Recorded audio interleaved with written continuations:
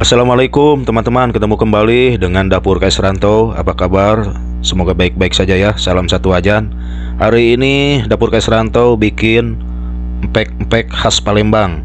Oke, bagaimana cara membuatnya dan apa-apa saja bahan-bahannya? Yuk simak video berikutnya. Lanjut. Baiklah teman-teman, langkah selanjutnya ini saya siapkan gilingan ikan tenggiri ya. Sudah digiling, ini 2 kilo yang saya pakai karena saya bikin banyak ya buat stok. Dan tambahkan air. Ini saya air di sini perlunya 500 ml ya teman-teman, tapi saya masukkan sedikit-sedikit dulu dan biar dia tercampur dulu ya teman-teman. Oke, terus diaduk. Jadi biar tidak terlalu menggumpal ya. Tambah lagi airnya teman-teman, terus diaduk. Dan ini nanti saya menggunakan tangan ya aduknya, jadi nggak pakai spatula ini ya. Jadi harus pakai tangan ngulaninnya biar lebih berasa dan dia akan lebih tercampur ya si dagingnya. Dia biasanya akan lebih kenyal teman-teman, karena kita aduk terus sampai dia hancur. Lanjut teman-teman, tambahkan garam ya, 3 sendok makan ya, kira-kira setara dengan 40 gram ya. Dan aduk terus sampai rata. Dan biasanya terasa berat ini teman-teman, si ulennya terasa berat. Itu si daging ikannya udah mulai menyatu teman-teman. Oke, terus diuleni terus teman-teman. Lanjut. Lalu teman-teman tambahkan juga ini tapioka ya. Ini saya pakai 500 gram dulu. Jadi step by stepnya saya tidak pakai semua ya. Jadi ini saya perbandingkan 2:1 ya. Jadi ikan tenggiri 2 kilo yang sudah digiling dan tepung sagu atau tapioka 1 kilo ya. Tapi saya pakainya per 500 dulu ya, nanti ditambahkan kembali. Jadi yang bagus sih sagunya, sagu cap patani ya teman-teman, itu rekomen sekali, hasilnya akan bagus ya, mengkilat dia, kenyal. Ini pun masih persamaannya sama ya, di sini ada dari Sari Raya ini tapiokanya. Oke, diulenin terus teman-teman. Lanjut. Oke teman-teman, lalu ini saya tambahkan lagi ya, yang tadi saya bilang 500 lagi, jadi ini saya tambahkan lagi 500 lagi nih teman-teman. Jadi ini tangan saya udah, waduh, blokotan begini nih teman-teman, tapi saya jamin nih bersih ya tangannya ya. Soalnya kalau bikin pempek tidak pakai tangan langsung kayaknya nggak mungkin teman-teman untuk nguleninnya ya. Terus diaduk rata. Dan saya juga ada tips sedikit ya buat teman-teman. Kalau memang digorengnya pingin garing ya, bisa ditambahkan sedikit baking powder ya teman-teman di adonannya ini ya. Silahkan yang suka ya, kalau yang nggak suka nggak apa-apa ya. Itu biasa hasilnya akan rada-rada garing ya digorengnya ya teman-teman. Kelihatan nanti. Oke, lanjut. Baiklah teman-teman, sambil di resting si adonannya kira-kira 15 menit, saya ini menyiapkan wadah untuk kocokan telur teman-teman. Jadi telur yang saya gunakan ini 5 telur untuk isiannya. Saya kocok, dan di samping saya ini ada timbangan ya. Jadi saya setiap adonannya saya timbang kira-kira 175 atau 180, tergantung selera teman-teman ya untuk menimbang besar kecilnya.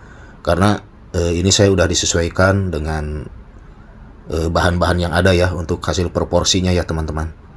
Oke, lanjut kocok nih telurnya teman-teman. Biarkan dia tercampur rata ya. Jadi dikocok terus untuk isiannya teman-teman. Nah, oke, lanjut. Nah, ini dia teman-teman hasil restingan ulenan empek-empeknya ya. Tinggal dicetak saja, dan saya sudah siapkan ini tapioka biar tidak terlalu nempel di tangan. Ada timbangan juga ya, dan ada kocokan telur. Oke, lanjut. Oke teman-teman, ini selanjutnya saya akan timbang ya, ini si adonannya.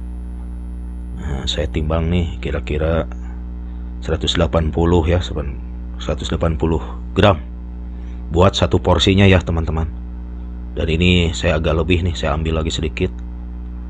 Ini adonannya emang begini ya teman-teman, liket sekali dan nempel ya di tangan. Tapi jangan khawatir, ini pakai tepung sagu ya, kita si tangannya. Lanjut.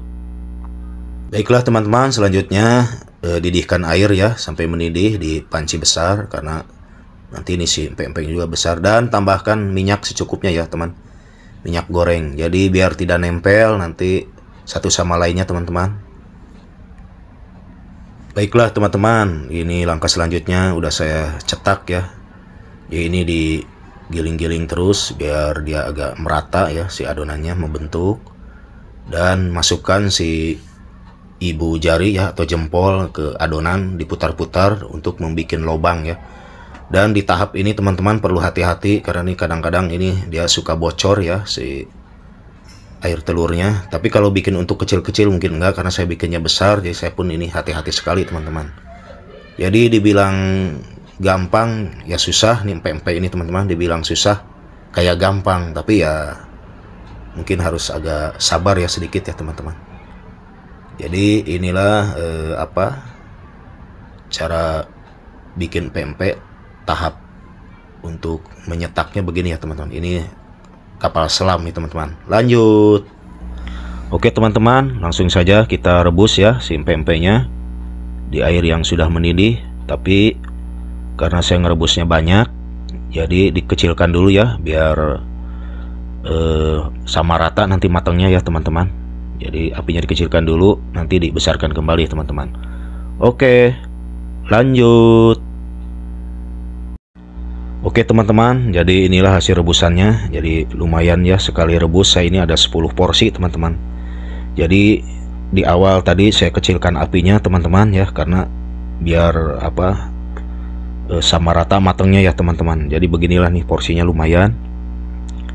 Ini 180 gram ya, gede-gede. Ini untuk satu porsi. Jadi ini kenyang sekali teman-teman nih makan pempek per porsi ini ya. Nah ini kan, nah ini terlihat, jadi sangat kenyang sekali teman-teman. Lanjut. Nah ini teman-teman hasil rebusannya ya teman-teman. Ini ada 10 dan semuanya ini dari 2 kilo itu saya jadi 25 porsi teman-teman. Ya ini saya tampilkan 10 teman-teman. Oke lanjut. Baiklah teman-teman, selanjutnya ini saya mau goreng, tapi sebelum digoreng saya potong-potong dulu ya, karena besar, jadi biar dia digorengnya juga matangnya rata teman-teman ya. Bagaimana nih hasilnya teman-teman? Oke lanjut.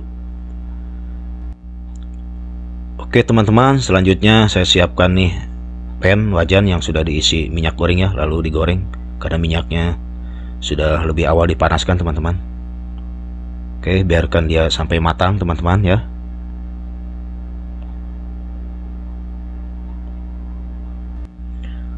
Baiklah teman-teman, ini si empek-empeknya nampak sudah matang ya. Lalu kita angkat dan tiriskan biar tidak terlalu berminyak ya teman-teman. Dan ini teksturnya terlihat kering sekali ya teman-teman.